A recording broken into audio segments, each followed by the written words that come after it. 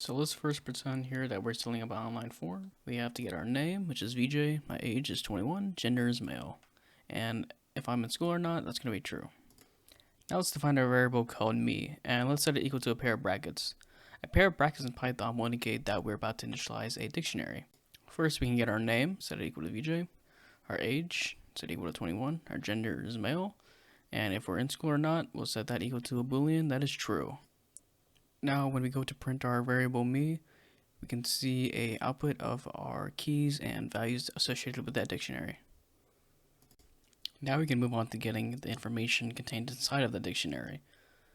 To get a specific key of a dictionary, we can do so by using the brackets and then typing in the key name, such as age. Then we can check if that age is greater than or equal to 21. And if it is, then we'll go ahead and print that the dictionary me with the brackets of name is greater than or equal to 21 years old. And when we run this, we go ahead and get our output that VJ is greater than or equal to 21 years old. For this last part of dictionaries, we're going to go ahead and loop through all of the key value pairs inside of the dictionary.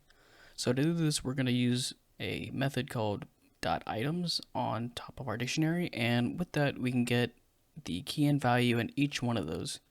And when we print those out, as you can see, we have our name, our age, our gender, our in-school boolean are all listed as the data on our print statement.